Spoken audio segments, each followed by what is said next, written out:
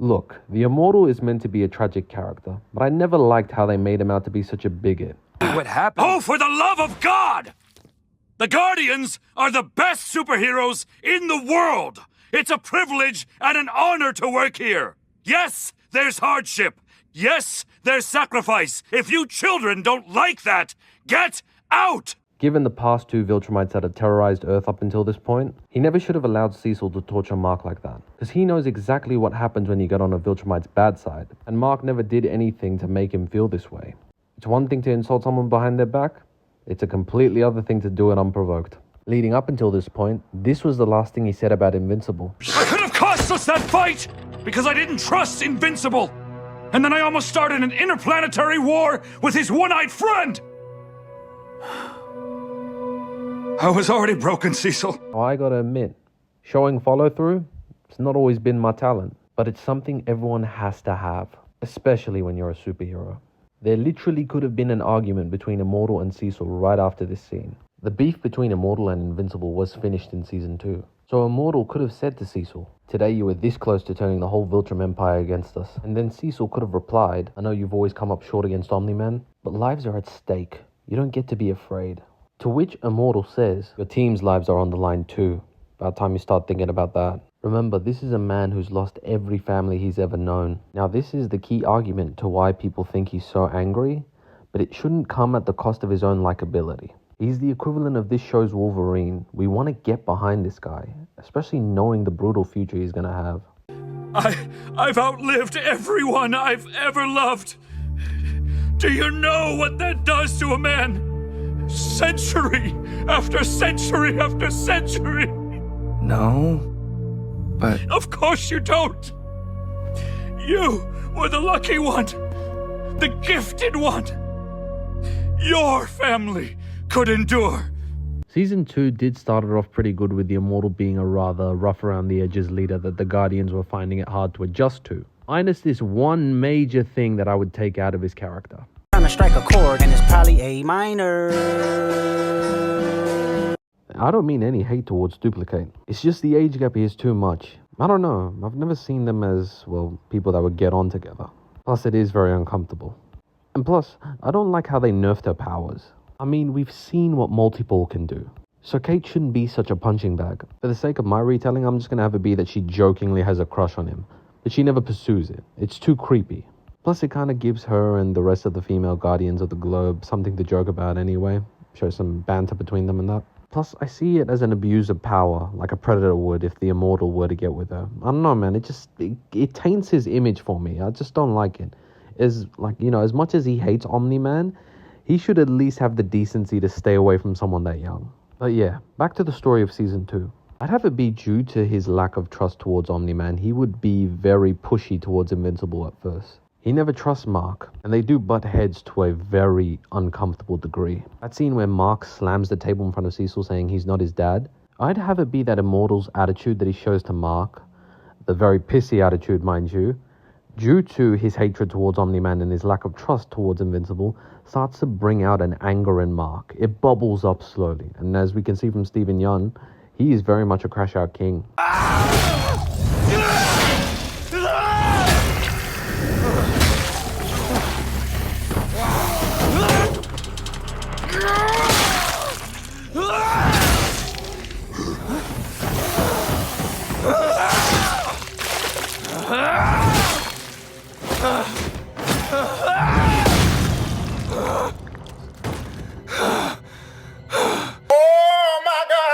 Honest, Conquest and Anissa would probably be turned on if they saw all of that. But yeah, other than being a petty little hater and a jealous bitch towards Mark, the Immortal is also pushing the Guardians way too hard. I'd honestly have it be that the fights with Omni-Man, the betrayal from Omni-Man, has clouded his judgment so much that jealousy overcomes him. That and the fact that the fans always say that, the Immortal used to be the strongest guy before Omni-Man showed up. So now that Omni-Man and Invincible are here, he's starting to feel obsolete and almost redundant. So that jealousy is definitely making him overcompensate. Immortal and Cecil being the bitches. Ongoing repeated fuck-ups of monumental proportions. That's a little harsh, Cecil. That was a nice way of saying it, Kate. Don't push me. You're slow, unprepared, undisciplined. Takedowns take too long and the public pays the price. Hey! We put our necks on the line every single day. Shut up, Rex. This isn't about you. Now, we've done an analysis of your last 15 engagements and narrowed it down to a failure of leadership. Phew! Off the hook. Oh. Sorry. I'm still adjusting to my new body. And I'm instituting a change. The Immortal's now in charge. A couple thousand years of experience should turn things around. Nice entrance! Whoa! Was he waiting for his cue? You were, weren't you? Like, just over there or something? Did you work it out in advance? I mean, it looked effortless, but I feel like a lot of preparation went into it. It's also obvious the team needs more muscle. Meat, bulletproof. Hey. Amazing! Ho ho! It's just a whole afternoon of new friends. And what do you do? I mean, other than have the most obvious name ever. Bulletproof? I do everything you wish you could. And that's rich coming from a guy called Rexplode. You think up that grade school shit yourself? Or did somebody help you with that? I came up with it. Yeah, I figured. Come on, man. I know you're tight. Be better. I was trying to be better. New training schedules are in your lockers. First session is in 30 minutes. Dismissed. Also, did you guys notice what Kate did there? She stepped up for them. Granted, yes, it doesn't excuse the fact that they did put a lot of lives in danger, but they are still inexperienced. But the new Guardians were rushed into this war very quickly. In the span of a year, they've had the old Guardians, ones that they could have had as teachers, murdered before they even had the privilege to be guided by them. All for them to find out that the father of one of their friends was the psychopath that killed them. And now dealing with the fact that they are the first line of defense against this new war against a bunch of Superman-powered Nazis that are hell-bent on conquering the Earth and every other planet in the galaxy. I'm on edge, baby. I ain't had my coffee fix. Sensitive times. But yeah, the stakes are rising, and the Guardians have never felt so outnumbered. I'm done. Good training, man. Oh. People try and kill me every single day. Look, I don't need that shit at home. Somebody got me in the balls. Maybe if you trained more and complained less, we could get back to saving lives. We just stopped him from being that guy. And now we've got you? Fuck my life. But no matter how much they plead, the Immortal keeps consistently pushing on, all because of the weight of that one bad day, among many others where he's lost every single person that he's ever loved, day after day, month after month, year after year, century after century. And you can have it be that the team's inexperience, along with failures in saving people, is the thing that makes him crash out the way he did in Season 3. Oh, for the love of God! The Guardians are the best superheroes in the world! It's a privilege and an honor to work here! Yes, there's hardship! Yes, there's sacrifice! If you children don't like that, get out! This scene does highlight one thing. When he says that the Guardians are the best superhero team in the world, it kind of shows how deep down he missed the family that Omni-Man took from him. But yeah, after this meltdown, nobody's willing for him to lead. They see him as a proud man not willing to listen to anyone. And the same way that Kate stood up for them before, you can literally tell him, you know, the fact that our powers were so similar, I thought you'd understand what I was going through. It's never easy dying constantly, is it? But I guess deep down you ain't here to talk. We all got to keep our concentration on the battlefield, huh? She isn't accepting the way Cecil and the Immortal are treating them. And since Cecil doesn't go rogue until next season, we can have Black Samson try to appeal to Cecil. Try to tell him, ease up on the Guardians, which can also appeal to the ending where Mark and Cecil start working together. He can literally go up to Cecil and tell him, you know, you've been acting a lot like Omni-Man more than you would like to admit. You're not making them stronger, you're making them want to be your enemies. People only get behind a leader that they enjoy being around. To which Cecil does try to listen to, as we then lead up to this scene between him and Immortal. What are you talking about? You and a long overdue vacation on the house. No. I wasn't asking. How dare you? Syke's concerned So am I. And since you refused to see our specialist... I don't need your pinheads poking around my brain! Kate's death was difficult for everyone. But I need you I said I'm fine! Stop it. Get some help. After this scene, we're going to make sure that Cecil stays on this plan. I don't want him disagreeing with him the next time Immortal comes to tell him I'm retiring. In the show's timeline, this is where Kate died, so that's why Immortal's like basically tweaking out. But my one has him fixated on the objective of saving lives no matter what. To continue pushing on, regardless of what it does to him or anyone else on his team. He's trying to get the best Guardians team possible, which ultimately is the downfall of him making any meaningful relationships with anyone on the new Guardians team. He's basically a lone wolf at this point. We're going to keep the scene where he staunches up to Alan the alien, the one where he gets up in his face and then basically gets overpowered. But we're going to put a new point of hopelessness for the Immortal. He's going to try to save a section of the city on his own, but fail miserably. The damage being basically a mere fraction of the damage at the end of Season 1 when Invincible fought Omni-Man. Immortal is seeing all the chaos unfold in front of him, knowing he does not have the power to stop it alone. And the Guardians, regardless of having a massive argument with him earlier, they come in. But it's not in time to save a couple lives that are lost in the rubble itself. Immortal does attend the funerals of the victims of the city leveling itself.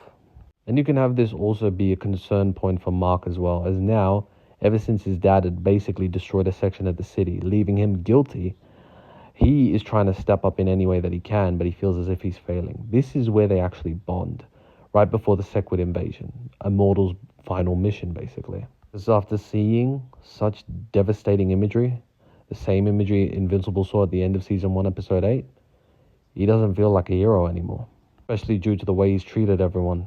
It also brings more weight to what he said in the future as that Tyrant King, him outliving everyone that he's ever loved. As in his words, he, in that moment, in that city leveling, was the lucky one, the gifted one, the one that could endure, whereas the people he was trying to save, they never stood a chance. And it's in this battle he finally ignores his ego and welcomes teamwork from Mark, letting his guard down and trusting him, believing that Mark is not his father. I'll do it! How dare you! Stop it! I'm stronger and faster than you, and you know it! Don't fail. Cover me!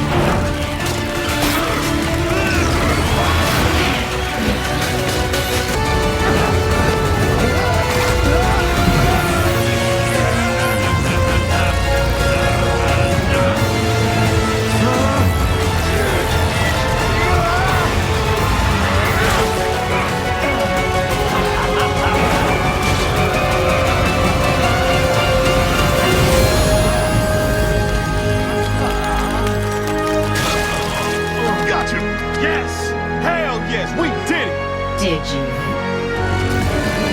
We told you we were too powerful. You're waking up. Maybe there's some juice left in this thing? That's a big maybe.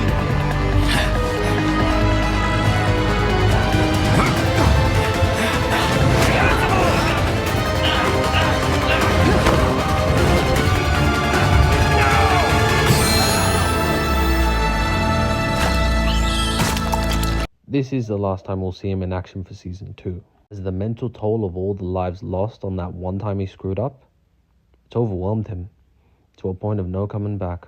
I'd have it be that he makes a speech before he leaves the team, but it's no wholesome scene. Everyone keeps telling this guy get a therapist. And truthfully, in this speech, he pours out everything. How he feels as if time is catching up to him. How he feels weak, like he's not built for this anymore. How his jealousy for Omni-Man did overcloud his judgment when it came down to leading the Guardians. And the weight of all the people that he's lost, how it's completely destroyed him. Sure, being a hero brought him joy at one point, but the sun sets on everyone, even an immortal life.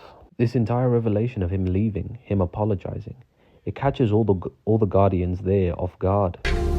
I did get to thinking about the people that I do know, did know, my brothers out there. They were family. Never really had that before, you know? You miss them.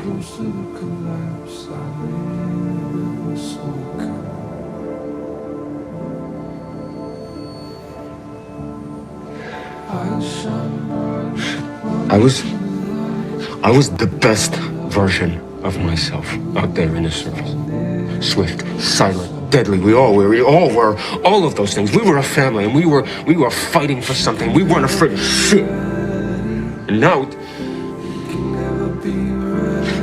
there's this something just on the edges of my mind, just like a dark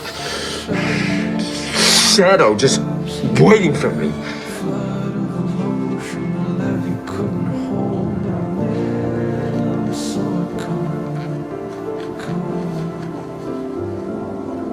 The thing is, Doc, I deserve to feel the fear. I don't know why, but I know. You can never be ready. I deserve this. You can never be ready. You can never be ready for the end. This leaves all the Guardians in shock. Or you could have it be that this is something that he just talks to Kate about. Not in a romantic way, but say after the Sequid invasion, she decides to congratulate him for making overall character progression by learning to trust Mark and accepting teamwork. And he lets her know that he's leaving. Or after he tells all the team that he's going, she comes up to check if he's okay. To which he probably just says something like, "I'll be fine. And the city will be better off since it's in good hands now." And you could just have it be that he walks off. With everyone staring at the man forever cursed to be alone, headed up to that one shack in the mountain, far, far away from everyone. Hell, even Rexplode is perplexed at this. What is wrong with your skin? What is wrong? I'm sorry. What is wrong with your skin? But she knows deep down in her heart, his solution is not more loneliness. She's not romantically pursuing him, but she offers to drive him to this shack that he has in the mountain. It's basically the equivalent of a friendly gesture from one teammate to another. And here is where they discuss their powers, since they basically bond over one thing, the fact that they keep dying. The bulk of this video is meant to be in Season 2, so my changes for Season 3 are minimal. First and foremost, Immortal catches wind of the thing that Cecil did, bringing villains into the Guardians, as well as making Mark face all of those Reanimen and abusing him in front of all the Guardians. And he does not approve of this not one bit, due to the volatile repercussions that it could have. Especially after seeing Mark go berserk, it triggers PTSD flashbacks to Omni-Man killing the Guardians for him. So that argument I said at the beginning of the video between Cecil and Immortal does say this one thing that Cecil never forgets. Today you were this close to turning the entire Viltrum Empire against Earth. Hell, you can even have a moment where Rexplode seeks him out on the mountain that he's living in, and he asks for advice on leading the Guardians after they leave Cecil after seeing what he did to Mark. And it's going to be a rare thing, because him and Rex are usually butting heads. I'd have that be during Season 2 where the Immortal was hella angry. But the interaction between them now, it's more welcoming, it's more somber, it's more relaxed. For the first time, they're not butting heads or throwing insults at each other. You can literally have it be that Rex apologizes for being so antagonistic towards him at the beginning of Season 2. And quite literally comes up to him, upfront and honest, saying if he has any tips on how to lead a team. To which Immortal does start to teach him a couple things. And he tells him he only ever wishes that every one of them had some form of invulnerability. Because the effect of losing someone, he knows it all too well, and he doesn't want them to suffer through it. To which Rex enthusiastically replies, "That's just the name of the game." To which he then opens up about his childhood, how his parents sold him to the government straight away, how basically being Rexplode is all he has, the only thing that's ever brought him joy, the only purpose behind his whole life after that point. And Immortal does admire Rex's resilience. In Rex, he sees a version of himself that kept going and actually did things the right way. Rex is almost a reminder of his glory days, pretty much. I wouldn't have Immortal back in the field. The thing that happened at the end of Season 2 where he failed to save those people, it's still haunting him to this day. But Rex does try to convince him, saying he knows he's a prehistoric fossil, but his bravery is a testament that he's not ready to go down yet, not without swinging. To which Immortal looks on smiling, saying how he told Duplicate before he left, the city was in good hands, and he sees in Rex, they're gonna be just fine, as long as they have people like him. He also catches wind of Mark threatening to kill Cecil, and he goes to Mark, he talks to him, and he tells him that he doesn't want him slipping up the way the Viltrumites do. The betrayal of Omni-Man, even though they never saw eye to eye, was too much for him. And the deaths of the Guardians, they still haunt him to this day. Hell, you can even have him advise Oliver and make sure he doesn't end up slipping up. This one is what we call a sacrificial lamb. You want to rob me? You want to rob me? However, the Immortal doesn't stay in retirement for long, as the beginning of the Invincible War gives him no choice but to enter the battlefield yet again. And without hesitation, the moment he sees these Mark variants tearing things apart, that unstoppable force that had protected the world for centuries upon centuries had been reawoken again. You're a pale imitation of Invincible, you monster! And in this version of the story, he actually beat that Mark variant. All in all, I wish they wrote him out to be a more likable person. This guy has clearly gone through tragedies, but through those tragedies he's done a lot of good too. He might be rough around the edges, but he's a big softy on the inside. And he has brought one of the best stories in Invincible. Among many other tales to come, whatever's in store for this guy, I hope we all grow to love him in the future. And I hope he earns our love too.